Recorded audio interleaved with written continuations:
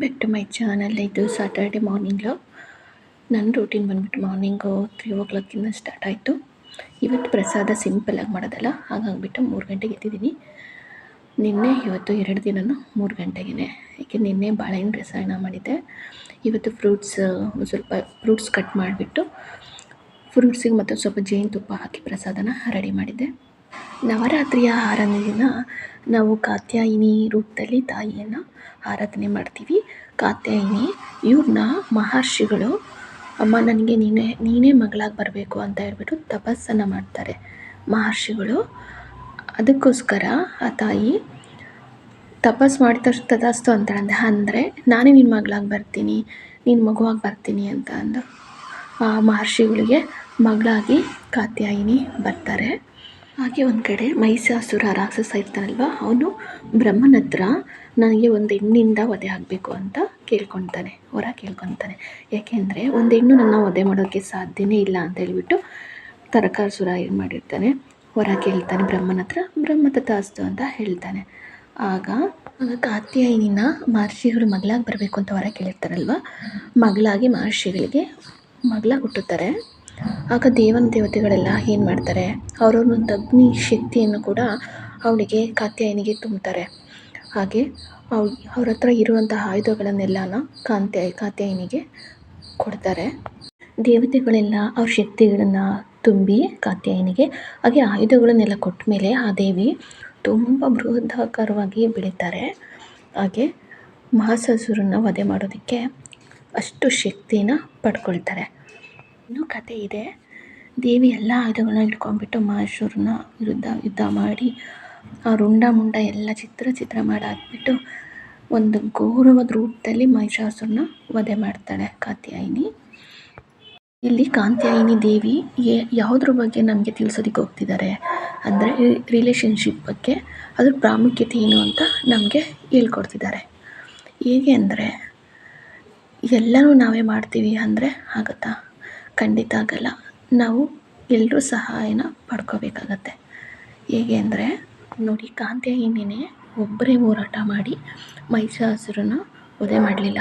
ಅವರಿಗೆ ದೇವತೆಗಳೆಲ್ಲ ಏನು ಮಾಡಿದರು, ಅವ್ರವ್ರ ಶಕ್ತಿನ ತುಂಬಿದರು. ಹಾಗೆ ಅವರು ಯೂಸ್ ಮಾಡೋಂಥ ಆಯುಧಗಳನ್ನ ಕೂಡ ಕಾತ್ಯಾಯಿನಿಗೆ ಕೊಟ್ಟರು. ಇದರಿಂದ ಅದನ್ನೆಲ್ಲ ಬಳಸ್ಕೊಂಡ್ಬಿಟ್ಟು ಮಹಿಷಾಸುರನ ವಿರುದ್ಧ ಯುದ್ಧ ಮಾಡಿ ಮಹಿಷಾಸುರನ ವಧೆ ಮಾಡ್ತಾರೆ. ಅದೇ ರೀತಿ ನಾವು ದೊಡ್ಡವರಾಗ್ತಾ ನಮ್ಮ ತಂದೆ ತಾಯಿಗಳನ್ನ ನಾವು ಚಿಕ್ಕವರಿಂದ ಹಿಡಿದು ಸ್ವಲ್ಪ ದೊಡ್ಡವರಾಗ್ತಿದ್ದೀವಿ ಅಂದರೆ ತಂದೆ ತಾಯಿ ಸಹಾಯನ ಪಡ್ಕೋಬೇಕಾಗತ್ತೆ. ಹಾಗೆ ಗುರುಗಳ ಸಹಾಯ ಇನ್ನೂ ಸ್ವಲ್ಪ ದೊಡ್ಡವರಾದಾಗ ಗುರುಗಳ ಸಹವಾಸನ ಪಡ್ಕೊಳ್ತೀವಿ. ಹಾಗೆ ನೆರೆಯವರ ಸಹಾಯನೂ ಕೂಡ ಪಡ್ಕೊಳ್ತೀವಿ, ಸ್ನೇಹಿತರು. ಈ ರೀತಿ ಇಷ್ಟೆಲ್ಲ ಎನರ್ಜಿಗಳು ನಮಗೆ ಕನೆಕ್ಟ್ ಆಗುತ್ತೆ ರಿಲೇಷನ್ಶಿಪ್ಪಲ್ಲಿ. ಈ ಸಂಬಂಧಗಳಲ್ಲಿ ಒಬ್ರಿಗೊಬ್ಬರು ಸಹಾಯ ಮಾಡ್ತೀವಿ, ಸಹಾಯ ಪಡ್ಕೊಳ್ತೀವಿ.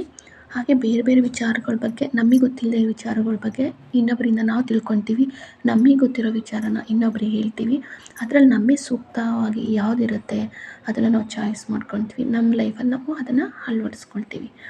ಹಾಗೆ ದೇವಿ ನಮಗೆಲ್ಲ ಏನೆಲ್ಲ ಕಷ್ಟಗಳು ಕೊಡ್ತಾ ಹೋಗ್ತಾರೆ, ಆ ಎಲ್ಲ ಕಷ್ಟಗಳು ಕೂಡ ಕೊಟ್ಟು ನಮ್ಮನ್ನು ಶ್ರೀಮಂತರಾಗಿ ಮಾಡ್ತಾಳೆ. ಅಂದರೆ ನಮ್ಗೆ ಗಟ್ಟಿಯಾಗಿ ಮಾಡ್ತಾಳೆ. ನಾವೇನಾದರೂ ತಪ್ಪು ಮಾಡ್ತಾಯಿದ್ರೆ ಅದನ್ನು ತಿದ್ಕೊಂಡು ಜೀವನ ರೂಪಿಸ್ಕೊಳ್ಳಿ ಅಂತ ಹೇಳಿಬಿಟ್ಟು ಕಷ್ಟಗಳನ್ನ ಕೊಡ್ತಿದ್ದಾಳೆ. ಅಂದರೆ ಮುಂದೆ ಒಂದು ಒಳ್ಳೆಯ ದಿನಕ್ಕೋಸ್ಕರ ನಮ್ಮ ಜೀವನ, ನಮ್ಮ ಲೈಫ್ ಕಾಯ್ತಾ ಇರುತ್ತೆ ಅಂತ ಹೇಳ್ಬಿಟ್ಟು ಅರ್ಥ. ಅದನ್ನು ಒಳ್ಳೆ ರೀತಿಯಲ್ಲಿ ಅಳವಡಿಸ್ಕೊಂಡು ನಾವು ಲೈಫನ್ನು ಮುಂದುವರಿಸ್ಬೇಕಾಗತ್ತೆ. ಹಾಗೆ ಈ ದೇವಿಗೆ ನಾವು ನಮ್ಮ ಏನು ಸಮರ್ಪಣೆ ಮಾಡೋದಕ್ಕಾಗತ್ತೆ ಹೇಳಿ? ಅಂದರೆ ನಮ್ಮಲ್ಲಿರುವಂಥ ಒಳ್ಳೆ ಗುಣಗಳನ್ನು ಆ ದೇವಿಗೆ ನಾವು ಸಮರ್ಪಣೆಯಾಗಿ ಮಾಡ್ಬೋದು.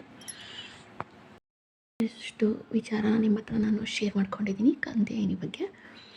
ನೀವು ಇನ್ನೂ ತಿಳ್ಕೊಳೋದಿದ್ರೆ ಇನ್ನೂ ಬುಕ್ಸ್ಗಳಿದೆ, ಓದ್ಬಿಟ್ಟು ಆ ದೇವಿ ಬಗ್ಗೆ ತಿಳ್ಕೊಬೋದು. ಹಾಗೆ ಇವತ್ತು ಸ್ಯಾಟರ್ಡೇ ಅಲ್ವಾ, ನನ್ನ ಮಗಂದು ಎಕ್ಸಾಮ್ ಮುಗ್ದಿದೆ, ಇವತ್ತು ಬರ್ತಿದ್ದಾನೆ. ಆ ಒಂದು ರಿಯಾಕ್ಷನ್ ಹೆಂಗಿರುತ್ತೆ ನೋಡಬೇಕು. ಎಕ್ಸಾಮ್ ಮುಗಿದ್ರೆ ಸಾಕು ಅಂತ ಕಾಯ್ತಾ ಇದ್ದ. ಇಲ್ಲಿ ಬರ್ತಾನೆ, ಆಟ ಆಡೋಕ್ಕೆ ನಮ್ಮ ಜೊತೆ ಫ್ರೀಯಾಗಿ ಬಿಟ್ಟಿರ್ತೀವಿ. ಬರೀ ಓದೋದ್ರಲ್ಲೇ ಇರುತ್ತೆ. ಬೆಳಗ್ಗೆ ಹೋಗಿ ಸಾಯಂಕಾಲ ಬರ್ತಾನೆ. ಅದು ನಮ್ಮ ಜೊತೆಗೆ ಬಂದಿರ್ತಾನೆ ಅಂದರೆ ಅವ್ನಿಗಿನ್ನೂ ಖುಷಿ. ಅಂದರೆ ಫ್ರೆಂಡ್ಸ್ ಇರಲ್ಲ, ನನ್ನ ಜೊತೆಯಲ್ಲೇ ಆಟ ಆಡಬೇಕು, ಇರಬೇಕು ಅಷ್ಟೇ. ದಿನ ಸ್ವಲ್ಪ ಬ್ಯುಸಿಯಾಗಿದ್ದೆ, ಒಂದು ಸ್ವಲ್ಪ ಫ್ರೀ ಆಗಿರ್ತಿದ್ದೆ. ಆದರೆ ಈಗ ನನ್ನ ಮಗ ಬರ್ತಾನೆ ಅಂದರೆ ಫುಲ್ ಬ್ಯುಸಿನೇ. ನಾನು ಫ್ರೀಯಾಗಿರೋದಕ್ಕೆ ಆಗಲ್ಲ. ನನ್ನ ಕೆಲಸ ಅವ್ನಿಗೆ ಊಟ ಮಾಡಿಸೋದು, ಅವ್ನಿಗೆ ನಾನು ಟೈಮ್ ಕೊಡೋದು, ಅವ್ನ ಜೊತೆ ಆಟ ಆಡೋದು, ಇವೆಲ್ಲ ಕೆಲಸದ ನಡುವೆ ನಂದು ಬಿಸ್ನೆಸ್ಸು ಅಂತ ಹೇಳ್ಬಿಟ್ಟು ನನಗೊಂದು ದಿನವೂ ಕೂಡ ಫ್ರೀನೇ ಇರಲ್ಲ. ನನ್ನ ಮಗ ಸ್ಕೂಲ್ ಓಪನ್ ಆದಾಗ ಒಂದು ಸ್ವಲ್ಪ ಫ್ರೀ ಆಗ್ತೀನಿ. ಅದು ಬಿಟ್ಟರೆ ಈ ರಜದಲ್ಲಂತೂ ಫ್ರೀ ಇರಲ್ಲ. ವಿಡಿಯೋ ಇಷ್ಟ ಆದರೆ ಲೈಕ್ ಮಾಡಿ, ಶೇರ್ ಮಾಡಿ, ಸಬ್ಸ್ಕ್ರೈಬ್ ಮಾಡಿ.